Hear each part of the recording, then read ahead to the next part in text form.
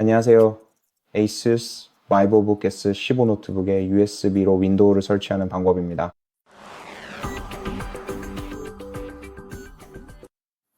먼저 USB 플래시 드라이브를 준비하세요. 2.0과 3.0 모두 사용할 수 있지만 3.0이 더 빠른 전송 속도를 보장하므로 3.0 사용을 추천합니다.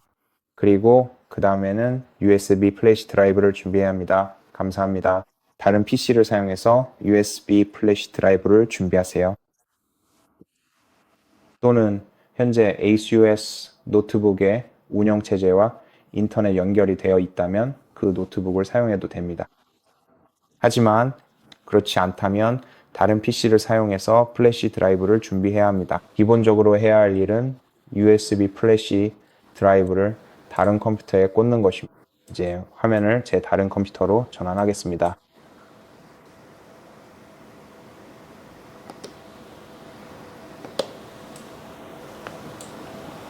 좋아요. USB 플래시 드라이브를 꽂으셨으면 포맷을 해야 하는데 그건 조금 이따가 할 거예요. 지금 제 플래시 드라이브에는 이미 윈도우 복사본이 들어있지만 여러분이 직접 만드는 방법을 보여드릴게요. 이 작업을 하려면 원하는 웹브라우저를 열어야 합니다. 그리고 나서 검색창에 Windows 11 ISO를 입력하세요. 다운로드라고 검색해서 마이크로소프트.com 웹사이트를 찾으세요. 영어 버전의 윈도우스 11을 다운로드하고 싶다면 슬래시 영어를 입력하면 되고 기본적으로는 사용 가능한 모든 버전에서 가능합니다. 여기서 우리가 검색해야 할 것은 Windows 11 다운로드입니다. X64 기기용 디스크 이미지를 선택하고 Windows 11 멀티 에디션 ISO 5를 선택한 다음 확인을 클릭하세요. 이제 여기에서 제품 언어를 선택하세요. 이 언어가 여러분의 윈도우 언어가 될 것이니 신중하게 선택한 후 확인을 클릭하세요. 그리고 잠시만 기다리면 64비트 다운로드 버튼이 나타나는 것을 볼 수 있습니다. 그 버튼을 그냥 누르세요. 그 다음에는 Rufus라는 또 다른 프로그램을 검색해야 하는데 이 프로그램은 일반 USB를 부팅 가능한 USB로 만들어주는데 도움이 됩니다. 그러니 Rufus를 검색해서 Rufus IE 웹사이트를 찾으세요. 그리고 그 사이트에 들어가세요. 그리고 여기에서 다운로드 섹션까지 스크롤 내려서 루퍼스의 최신 버전을 다운로드하면 됩니다. 저는 4.1 이 버전이네요. 하지만 여러분은 더 최신 버전일 수도 있으니 가장 최신 버전을 다운로드 하세요. 그리고 이 파일은 윈도우 이미지보다 훨씬 빨리 다운로드 될 거예요. 다운로드가 끝나면 한번 실행해 보세요. 만약 실행된다면 아주 좋습니다. 만약 실행이 되지 않는다면 이 X86 버전을 다운로드하면 되고 이 버전은 반드시 여러분의 PC에서 실행될 거예요. 다음으로 다운로드 해야 할 것은 만약 USB로 윈도우를 설치한다면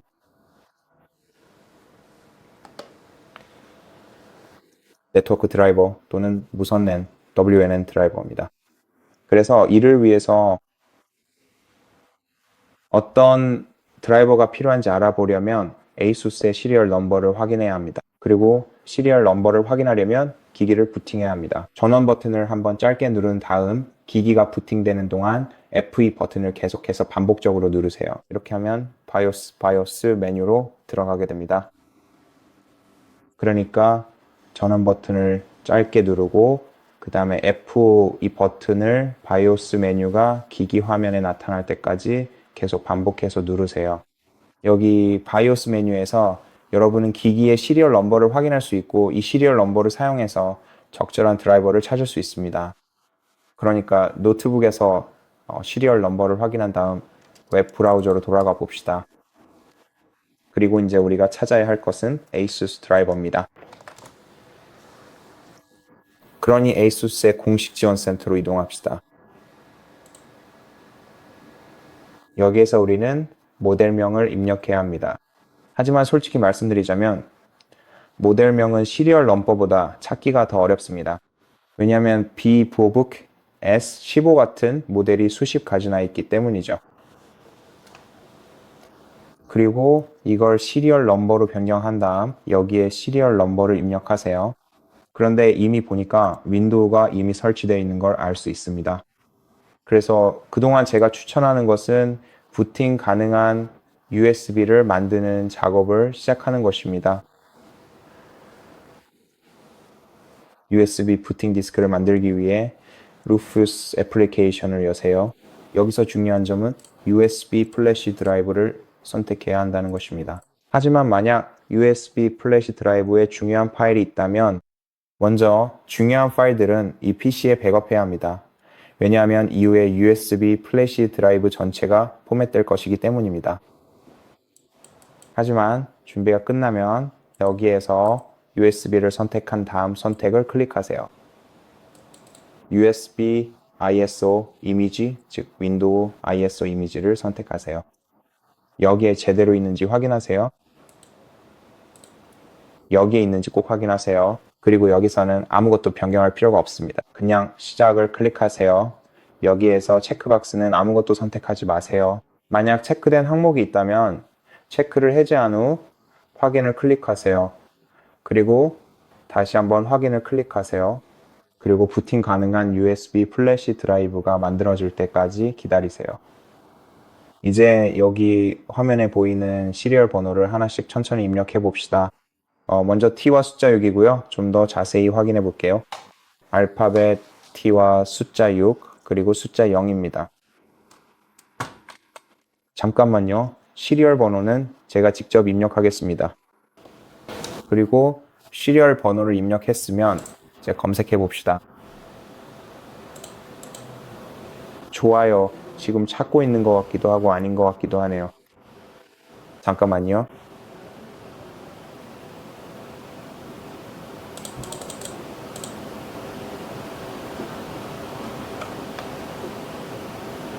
좋아요. 이 페이지를 새로 고침해 봅시다.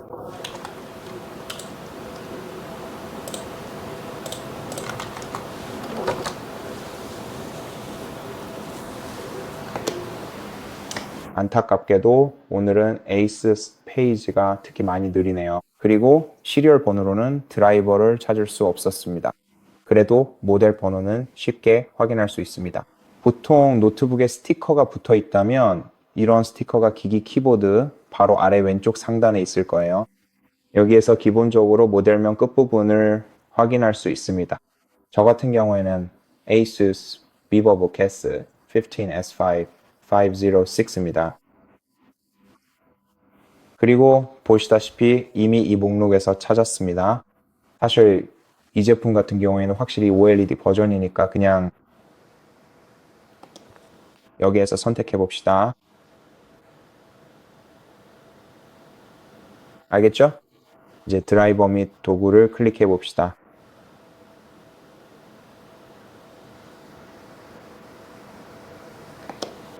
그리고 이 페이지에서 운영체제를 선택해 줍니다. 저는 윈도우스 11 64비트를 선택할 거예요. 그 다음 인텔 WN 드라이버를 찾아서 다운로드를 클릭하세요. 자, 파일을 다운로드 했다면 이 드라이버 파일을 실행해 봅시다. 그리고 설치 과정을 진행해야 합니다. 먼저 언어를 선택하고 확인을 클릭하세요. 그 다음 사용자 동의서에 동의하세요. 그리고 설치를 누르는 대신 추출을 선택해야 합니다. 그 다음 다음을 눌러주세요. 그리고 대상 폴더를 다른 폴더로 변경해야 합니다. 그래서 저는 다운로드 폴더를 사용하는 것을 추천합니다. 이렇게 하면 여기서 쉽게 파일을 꺼낼 수 있습니다. 그러니 대상 폴더를 다운로드로 변경한 다음을 클릭하고 설치를 눌러 이 패키지가 여기에 설치될 때까지 기다리세요. 이제 이 폴더를 찾아서 USB 플래시 드라이브로 복사해야 합니다. 이미 준비가 되어 있고 루푸스 상태가 준비됨으로 표시되어 있다면 괜찮습니다. 루푸스 상태가 준비됨으로 표시되면 루푸스를 그냥 닫고 이 드라이버 폴더를 USB 플래시 드라이브에 복사하면 됩니다. 그런 다음 USB 플래시 드라이브를 컴퓨터에서 안전하게 분리하세요. 그 후에 노트북으로 돌아갈 수 있습니다. 자, 이제 우리가 해야 할 일은 기기를 완전히 전원 끄는 것입니다. 하지만 지금은 바이오스 메뉴에 있으니 대신에 저는 ESC 키를 눌러 이 메뉴에서 나가겠습니다. 그리고 기기가 재시작되는 동안 노트북에서 부트 모드로 진입하기 위해 ESC 버튼을 빠르게 여러 번 눌러야 합니다. 그러니 지금 바로 USB 플래시 드라이브를 컴퓨터에 꽂아주세요. 그 다음 ESC를 누르고 엔터를 눌러 확인하세요. 그리고 PC가 재시작되는 동안 ESC 버튼을 빠르게 여러 번 눌러줍시다. 또는 컴퓨터의 전원을 완전히 끈 다음 다시 켜고 부팅이 시작되면 ESC 버튼을 계속 눌러도 됩니다. 이제 아래쪽 화살표 키를 사용해서 선택해야 합니다. Generic Storage Device, 즉 우리의 USB 플래시 드라이브를 선택하세요. 그 다음 엔터를 눌러 확인합니다.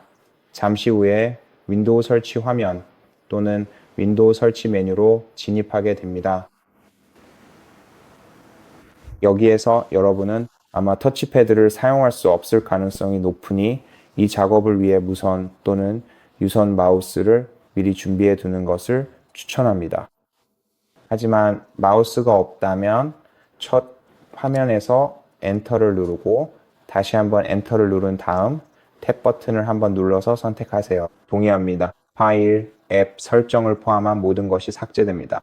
스페이스바를 눌러 체크박스를 선택하고 다시 한번 탭을 눌러 다음을 선택하세요. 그 다음에 아니네요. 제가 실수했습니다. 다시 돌아가겠습니다. 만약 이 화면에서 막혔다면 ESC 키를 누르고 얘를 선택한 다음 다시 시도해야 합니다. 설치 메뉴로 다시 들어가려면 ESC 버튼을 누르세요.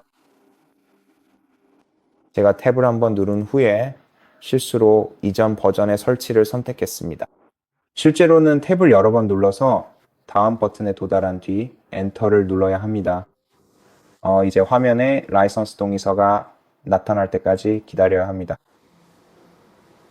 좋아요. 이제 탭을 여러 번 눌러서 동의를 선택하세요. 물론 라이선스 약관의 최신 업데이트도 확인할 수 있습니다. 이제 컴퓨터에 이전에 설치된 모든 파티션을 삭제해야 합니다. 이 파티션들은 목록에 표시됩니다. 1번부터 4번까지 있을 수 있고 경우에 따라 5개나 6개가 있을 수도 있습니다. 일반적으로 위아래 방향키와 AT 플러스 D키 조합을 사용해서 파티션 사이를 이동할 수 있습니다. 파티션이 강조 표시되면 해당 파티션이 삭제됩니다. 따라서 각 파티션을 강조 표시한 후 각각에 대해 ALT 플러스 D 키 조합을 사용하세요. 이렇게 하면 파티션이 삭제됩니다. 이제 컴퓨터의 C 드라이브처럼 하나의 디스크만 두고 싶다면 화면에 보이는 전체 용량, 저는 953GB입니다. 으로 설정할 수 있습니다. 그럴 경우 엔터키만 누르고 계속 진행하면 됩니다. 그리고 나서 이 영상을 건너뛰고 싶은 분들은 실제 영상의 타이밍을 추가해서 어디를 건너뛰면 되는지 알려드릴게요. 하지만 C, D, E, F 등 여러 개의 디스크를 만들고 싶다면 그 전에 여러 개의 파티션을 생성해야 합니다. 그러니까 우선 만약에 다시 한번 말씀드리자면 마우스를 사용하신다면 파티션 생성을 선택하세요. 마우스가 없다면 탭키를 여러 번 눌러서 파티션 생성 옵션으로 이동하세요. 그 다음 엔터 키를 누르고 탭키를 눌러서 크기 선택으로 이동하세요. 이제 첫 번째 디스크, 첫 번째 파티션으로 시스템 파티션을 만들어야 합니다. 저는 최소 10만 메가바이트를 사용하는 것을 추천하지만 확실하게 하려면 15만 메가바이트를 사용하고 엔터를 누르겠습니다. 또다시 잘못된 곳에서 엔터를 눌렀네요. 그래서 다시 한번 이 모든 파티션을 삭제하고 파티션 생성을 선택하고 크기를 15만 메가바이트로 지정하세요. 적용을 선택한 후 탭키로 이동해서 엔터를 누르세요. 좋아요. 이제 파티션 3이 생겼습니다. 이 파티션 3이 우리의 시스템 디스크가 될 것입니다. 이제 이 할당되지 않은 공간에서 여러 개의 디스크를 만들거나 아니면 하나의 디스크만 더 만들면 됩니다. 이 작업을 하려면 탭 키를 여러 번 누르고 파티션 생성 옵션을 다시 선택한 다음 엔터를 누르고 다시 탭을 선택한 후 탭 키를 누르세요. 그리고 두 번째 파티션의 크기를 메가바이트 단위로 입력하세요. 남은 공간의 절반 정도로 지정하면 됩니다. 예를 들어 113 정도가 될 수 있습니다. 이런 식으로요. 그런 다음 탭을 눌러 적용을 선택하세요. 이렇게 하면 또 다른 디스크가 생성됩니다. 이 디스크는 나중에 윈도우에서 D 드라이브나 E 드라이브 등 원하는 이름으로 지정할 수 있습니다. 그리고 동일한 크기의 할당되지 않은 공간이 남게 됩니다. 이제 마지막 파티션을 만들어 보겠습니다. 같은 방법으로 파티션을 메가바이트 단위로 생성하세요. 마지막 파티션이기 때문에 크기를 변경하지 말고 남은 공간을 모두 사용하도록 하겠습니다. 그러니 탭을 한 번 더 누르고 적용을 선택한 뒤 엔터를 누르세요. 이제 해야 할 일은 윈도우 설치에 사용할 파티션을 선택하는 것입니다. 우리의 경우에는 파티션 3위 시스템 파티션이기 때문에 그 파티션을 선택해야 합니다. 엔터를 누르고 탭을 여러 번 눌러 설치 옵션에 도달할 때까지 이동하세요. 이제 윈도우가 컴퓨터에 설치될 때까지 기다리세요. 지금은 전원 케이블을 절대 분리하지 말고 윈도우가 완전히 설치될 때까지 기다리면 됩니다. 이 과정은 시간이 좀 걸릴 수 있습니다. 아마도 15분 정도 걸릴 것 같네요. 그냥 기다립시다.